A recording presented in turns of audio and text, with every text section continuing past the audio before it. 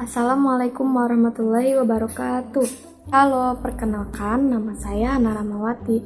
Pada video kali ini izinkan saya untuk mempresentasikan tugas saya yaitu tentang ide startup dengan menggunakan pendekatan design thinking.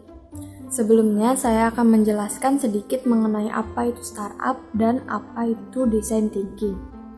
Startup sendiri merupakan sebutan untuk sebuah perusahaan rintisan yang belum lama beroperasi.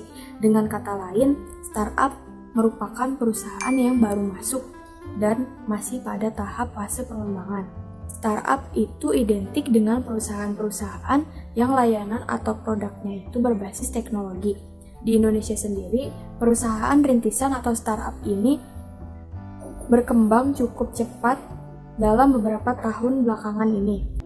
Kemudian, design thinking atau pemikiran desain adalah suatu proses atau metode pola pikir untuk berempati terhadap permasalahan dan masalah yang berpusat pada manusia. Pun tahapan proses untuk design thinking yang pertama yaitu empati. Empati di sini terfokus pada manusia, di mana kita akan mengamati permasalahan yang dihadapi oleh suatu masyarakat atau seseorang, kemudian dapat membantu kita untuk memahami apa yang mereka butuhkan. Kemudian diharapkan kita dapat terlibat secara langsung sehingga kita juga dapat merasakan secara langsung permasalahan tersebut. Yang kedua yaitu menentukan permasalahan. Setelah kita berempati tadi, kita akan menemukan beberapa permasalahan-permasalahan yang kita sendiri sudah tahu bagaimana rasanya dan kita akan mencari solusinya. Yang ketiga yaitu menghasilkan ide.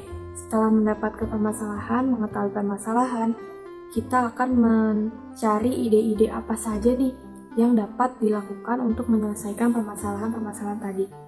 Yang keempat yaitu prototype. Merupakan pengaplikasian ide-ide yang telah kita dapatkan sebelumnya itu menjadi sebuah solusi untuk menyelesaikan permasalahan. Yang kelima yaitu yang terakhir, ada tes atau uji coba. Tes atau uji coba ini sendiri dilakukan guna mengecek apakah solusi yang kita sudah buat ini berjalan dengan baik atau tidak. Jika tidak, kita dapat perbaikinya agar menjadi lebih baik lagi. Nah, itu dia sedikit penjelasan mengenai apa itu startup dan apa itu design thinking. Selanjutnya saya akan menjelaskan ide startup yang saya buat yaitu tentang aplikasi untuk konsultasi kesehatan yang bernama Health Consultation, yang dimana pendekatan design thinking pada tahap proses yang pertama yaitu empati. Saya mengamati banyak sekali masyarakat, khususnya yaitu masyarakat kalangan menengah ke bawah yang berada di kampung atau pedesaan yang masih belum paham atau awam terhadap suatu penyakit atau gejala penyakit yang muncul. Selalunya masyarakat tersebut menganggap remeh suatu gejala penyakit tersebut sehingga mereka tidak menindaklanjuti ke rumah sakit. Dan kemudian mereka akan baru merasakannya ketika penyakit tersebut dirasa sudah cukup parah. Hal ini terutama sekali untuk para kaum lansia yang kemungkinan sudah sulit untuk berjalan sendiri datang ke rumah sakit. Tetapi hal ini tidak menutup kemungkinan untuk semua kalangan usia. Hal ini sendiri saya rasakan terhadap ibu saya sendiri yang memiliki benjolan di lehernya atau kelenjar tiroid, yang awalnya hanya dianggap sebagai benjolan biasa atau seperti gondokan. Setelah diamati, saya mendapatkan beberapa permasalahan-permasalahan, di antaranya yaitu minimnya pengetahuan masyarakat tentang gejala suatu penyakit. Yang kedua, kemungkinan kurangnya penyuluhan tentang suatu penyakit di desa-desa tersebut. Yang ketiga, karena bukan dapat informasi dari seseorang yang tepat seperti perawat, dokter, masyarakat seringkali salah dalam bertindak atau menangani suatu penyakit. Sehingga dari permasalahan-permasalahan tadi didapatkan beberapa akibat. Yang pertama yaitu masyarakat menjadi sembarangan dalam mengkonsumsi obat yang tidak sesuai dengan penyakitnya, yang itu akan berdampak sangat buruk ke depannya. Yang kedua, masyarakat juga seringkali sembarangan dalam menangani suatu penyakit, dan masih banyak lagi.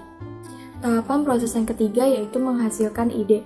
Setelah melihat permasalahan-permasalahan yang saya dapatkan tadi, akhirnya saya mendapatkan ide untuk membuat sebuah aplikasi yang berisikan tentang konsultasi kesehatan atau konsultasi penyakit, yang dimana di dalamnya itu akan ada konsultasi mengenai berbagai keluhan penyakit yang baru gejala ringan, sehingga masyarakat dapat mengetahui nih apakah gejala penyakit tersebut hanya sekedar gejala penyakit ringan atau kemungkinan gejala penyakit yang besar. Saya juga memiliki ide di dalam aplikasi ini akan ada rekomendasi-rekomendasi seperti rekomendasi obat apa saja yang harus dikonsumsi, gaya hidup sehat, dan berbagai informasi kesehatan lainnya. Diharapkan aplikasi ini dapat bermanfaat dan berguna bagi seluruh masyarakat, khususnya masyarakat Indonesia, agar tidak salah lagi dalam menanggapi suatu gejala penyakit, dalam menangani suatu penyakit. Dan informasi-informasi ini juga dapat didapatkan dengan mudah dan mudah dipahami. Yang terakhir yaitu tes atau uji coba. Pada kesempatan kali ini saya belum dapat memberikan hasil uji coba saya karena pada kali ini saya ditugaskan hanya untuk membuat ide dan juga kesulitannya saya untuk membuat aplikasi tersebut. Untuk itu saya mohon maaf kepada Bapak. Mungkin itu saja presentasi saya. Mohon maaf bila banyak sekali kekurangan dan salah-salah kata. Semoga mudah dipahami. Terima kasih. Wassalamualaikum warahmatullahi wabarakatuh.